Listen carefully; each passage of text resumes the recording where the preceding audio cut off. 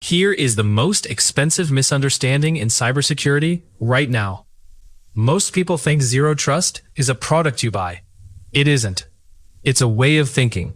And if you get that thinking wrong, no firewall, no VPN, and no shiny vendor box will save you. In the next few minutes, I'll walk you through the 3 core principles of zero trust, give you a single analogy that makes the whole model click, and show you exactly how to spot zero trust theater when a vendor tries to sell it to you. Stick around for the 3rd principle, because it's the one almost every organization skips, and it's the one that actually saves you when an attacker gets in. Let's start with a story. Imagine an old castle. High walls, a moat, a drawbridge, and one heavily guarded gate. Once you're past the gate, you can wander anywhere. The throne room, the treasury, the king's bedroom. Nobody questions you, because you must be friendly, right? You got past the wall. That is exactly how corporate networks were built for 30 years. A hard outer perimeter and a soft, trusting interior. Get past the firewall, get on the VPN, and the network treats you like family. Now picture a modern airport instead. You show ID at check-in. You show it again at security. You show your boarding pass at the gate. You show it one more time at the jet bridge. Nobody cares that you cleared the first checkpoint.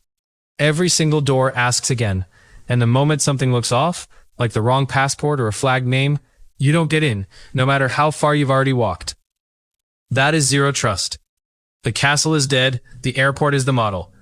So what are the 3 principles that make the airport work? Principle 1.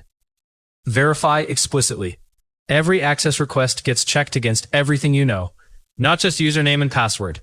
The user's identity, the device they're on, the device's health, their location, the time of day, the sensitivity of what they're asking for, and the behavior patterns you've seen from them before. Think of it like this. If your finance director suddenly logs in from Vietnam at 3 in the morning on a personal laptop asking to download the full payroll database, the system should not be checking a tick box that says, well, the password was right. It should be saying, this looks wrong, prove you are who you say you are, and prove it harder than usual.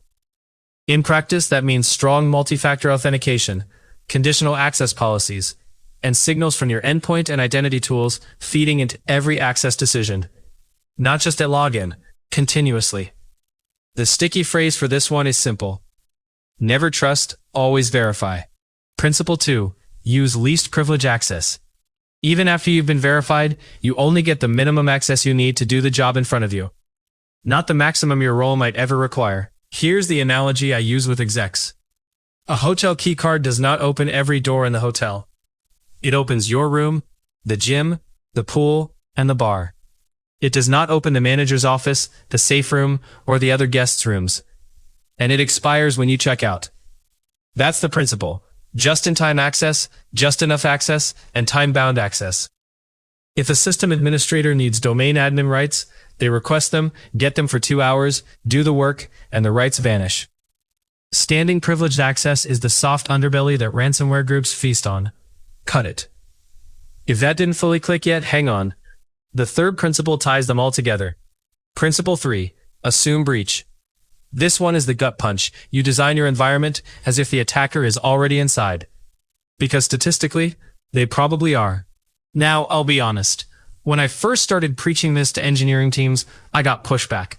If we have good prevention, we don't need to assume breach. That's the trap. Prevention always fails eventually. Phishing works, 0 days exist, insiders go rogue.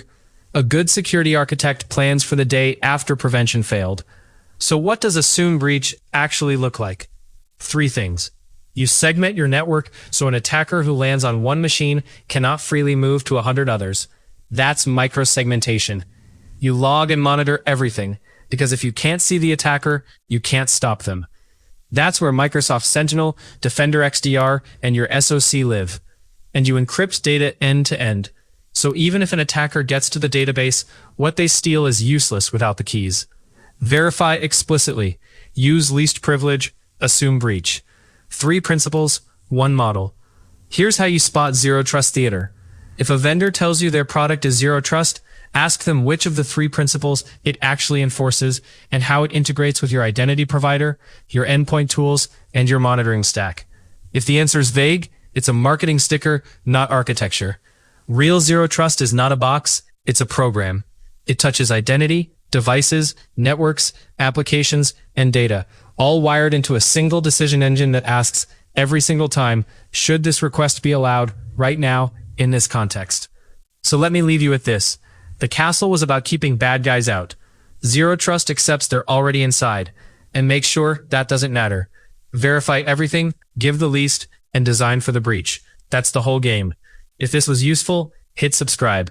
On CertCrush, we break down the concepts, frameworks, and exam topics you actually need to pass your cybersecurity certifications.